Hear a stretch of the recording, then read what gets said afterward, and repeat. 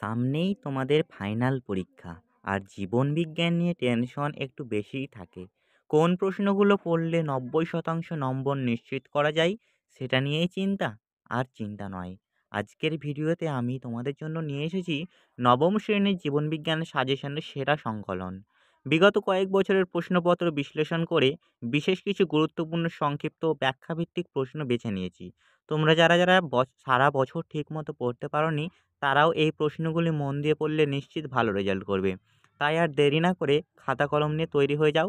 চলো শুরু করা যাক। আমরা প্রথমেই প্রতিটি অধ্যায় থেকে সবচেয়ে গুরুত্বপূর্ণ রচনাধর্মী অর্থাৎ ৫ নম্বরের প্রশ্নগুলি দেখে নেব। তারপরে বাছাই করা সংক্ষিপ্ত প্রশ্নগুলি দেখে নেব, যেটা তোমাদের ফাইনাল এক্সামের জন্য খুবই গুরুত্বপূর্ণ হতে চলেছে। প্রথম অধ্যায় জীবন ও তার বৈচিত্র্য এর রচনাধর্মী প্রশ্নগুলির প্রথম প্রশ্নটি হলো, দ্বিপদ নামকরণ বলতে কী বোঝো? দ্বিপদ নামকরণের প্রবক্তাকে, এর ৩টি নিয়ম লেখো। দ্বিতীয় প্রশ্ন, ট্যাক্সোনমি কাকে বলে? ট্যাক্সোনমির উপাদানগুলি কি কি? ট্যাক্সোনমির গুরুত্ব লেখো। এ অধ্যায় থেকে আরও একটি প্রশ্ন রয়েছে, সেটি হলো জীবের ৫ রাজ্যর শ্রেণীবিন্যাস কোন বিজ্ঞানী করেন? প্রতিটি রাজ্যের বৈশিষ্ট্য সহ নাম লেখো। এই ৩টি প্রশ্ন থেকে তোমরা অবশ্যই একটি কমন পেয়ে যাবে। দ্বিতীয় অধ্যায় জীবন সংগঠনের স্তর। এ অধ্যায়ে রচনাধর্মী প্রশ্ন উত্তরের প্রথম প্রশ্নটি হলো, প্রথমে ২টি চিত্র দেওয়া রয়েছে।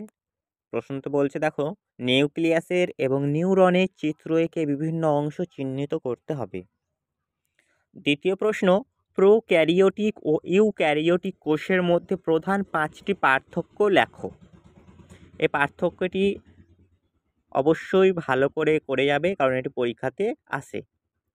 তৃতীয় প্রশ্ন, উদ্ভিদ কোষ ও প্রাণী কোষের মধ্যে পার্থক্য লেখো, অথবা ভাজক কলা ও স্থায়ী কলার মধ্যে প্রধান ৫টি পার্থক্য লেখো। এরপর আমরা চলে আসব জৈবনিক প্রক্রিয়া অধ্যায়ে।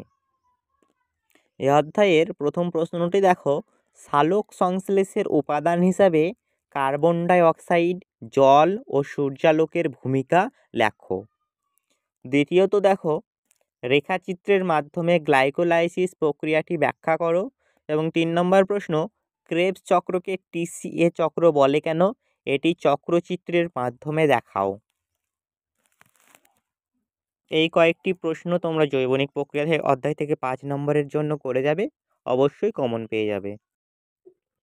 এরপর আমরা শেষের ২টি অধ্যায় অর্থাৎ জীববিদ্যা ও মানব কল্যাণ এবং পরিবেশ ও তার সম্পদ, এই অধ্যায় দুটি থেকে রচনাধর্মী প্রশ্ন উত্তরগুলি নিয়ে আলোচনা করব।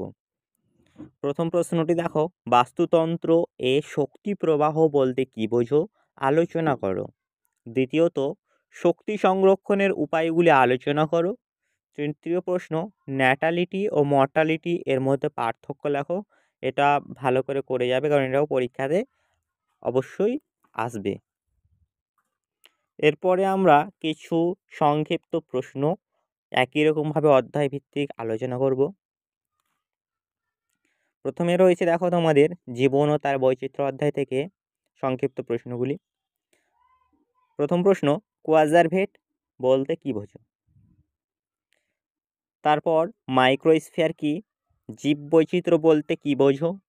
ব্যক্তবীজী ও গুপ্তবীজী উদ্ভিদের মধ্যে পার্থক্য লেখো। একবীজপত্রী ও দ্বিবীজপত্রী উদ্ভিদের মধ্যে পার্থক্য লেখো।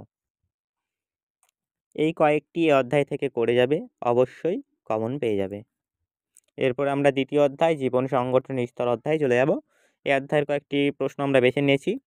প্রথম প্রশ্ন, ভিটামিন কাকে বলে? দ্বিতীয়, কোষের মস্তিষ্ক কাকে বলে, কেন বলে? তারপরের প্রশ্ন, নিউক্লিওটাইড কী দিয়ে গঠিত? ৪ নাম্বার, বৃক্কের ২টি ভূমিকা লেখো।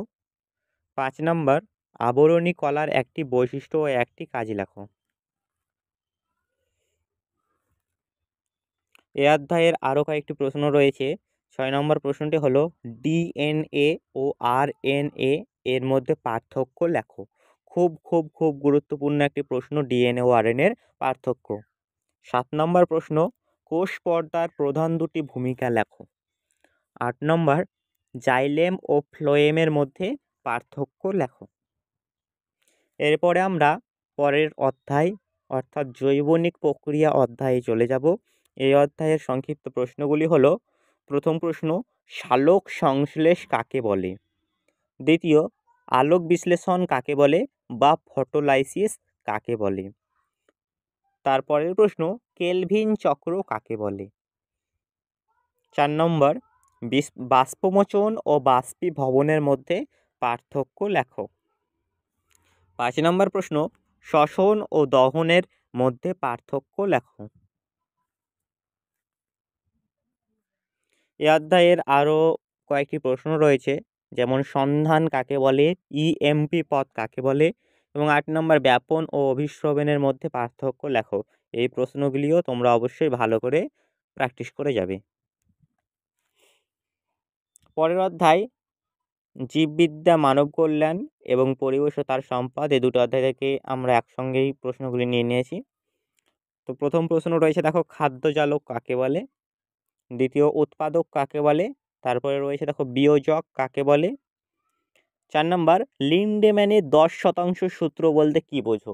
এটা খুব খুব খুব গুরুত্বপূর্ণ একটি প্রশ্ন, তোমরা অবশ্যই ভালো করে মুখস্থ করে যাবে এই প্রশ্নটি, লিন্ডেম্যানের 10% সূত্র। তারপরে রয়েছে খাদ্য শৃঙ্খল বলতে কি বোঝো? খাদ্য শৃঙ্খল। 6 নম্বর প্রশ্ন, বাস্তুতন্ত্র কাকে বলে? তো বন্ধুরা, এই ছিল আমাদের নবম শ্রেণীর জীবনবিজ্ঞান বিষয়ের সাজেশান। এখানে তোমরা সংক্ষিপ্ত ও রচনাধর্মী প্রশ্ন উত্তরগুলি সাজেশান পেয়ে গিয়েছো। এই রকম আরও অন্যান্য বিষয়ের অতি সংক্ষিপ্ত রচনাধর্মী প্রশ্ন উত্তরের উত্তর সহ সাজেশান নিতে আমাদের চ্যানেলে ভিজিট করতে পারো। আমাদের চ্যানেলে সমস্ত রকম ভিডিও তৈরি রয়েছে, নবম শ্রেণীর বিশেষ করে প্লে লিস্ট বানানো রয়েছে, তোমরা অবশ্যই একবার চেক করতে পারো। ধন্যবাদ।